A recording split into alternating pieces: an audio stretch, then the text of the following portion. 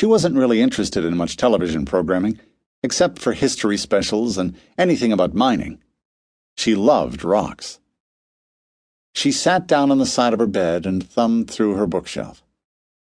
Most titles were digital as well as physical these days, but she still loved the feel and smell of an actual book in her hands. She pulled out a well-worn copy of a book on the Little Bighorn fight, one that was written by members of various tribes who'd actually been present. It irritated her that many of the soldiers had said there were no living witnesses to the battle. That was not true. There were plenty of them. Lakota, Cheyenne, Crow, and a host of other men from different tribes who were at the battle and saw exactly what happened. She smiled as she read about how many of them ended up in Buffalo Bill Cody's famous traveling Wild West show. They played before the crowned heads of Europe. They learned high society manners and how to drink tea from fancy china cups. They laughed among themselves at the irony of it. Sitting Bull himself worked for Cody for a time, before he was killed. She loved most to read about Crazy Horse. Like Carson, he was Lakota, which white people referred to as Sioux. Crazy Horse was Oglala, which was one of the subclasses of the tribe. He was light-skinned and a great tactician. There was only one verified photograph of him, which was disputed by some, accepted by others. It showed a rather handsome man with pigtails, wearing a breastplate. There was also a sketch. He had led a war party against General Crook at the Battle of the Rosebud and won it. He led another party against Custer at the Little Bighorn.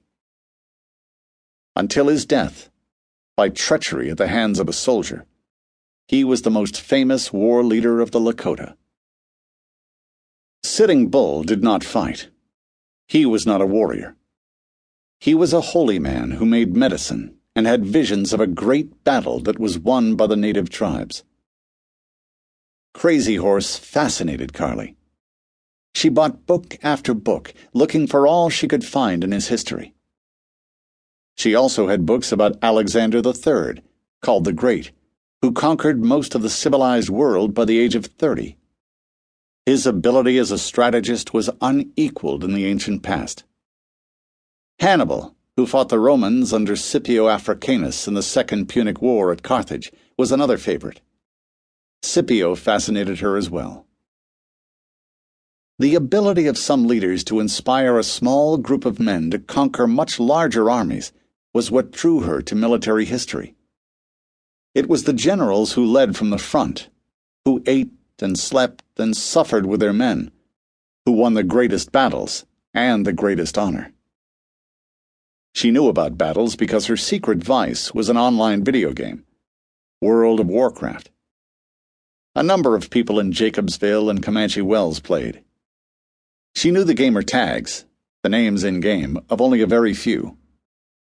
Probably she'd partnered with some of them in raid groups, but mostly she ran battlegrounds, in player-versus-player matches, but only on weekends, when she had more free time. Gaming took the place of dates she never got. Even if she'd been less moral, she rarely got asked on dates. She could be attractive when she tried, but she wasn't really pretty, and she was painfully shy around people she didn't know. She'd only gone out a couple of times in high school, once with a boy who was getting even with his girlfriend by dating her, although she hadn't known until later, and another with a boy who'd hurt another girl badly and saw Carlie as an easy mark. He got a big surprise. From time to time she thought about how nice it would be to marry and have children. She loved spending time in the baby section of department stores when she went to San Antonio with her father occasionally. She liked to look at knitted booties and lacy little dresses. Once a saleswoman had asked if she had children. She said no, she wasn't married. The saleswoman had laughed and asked what that had to do with it. It was a new world indeed. She put away her book on the Little Bighorn fight and settled in.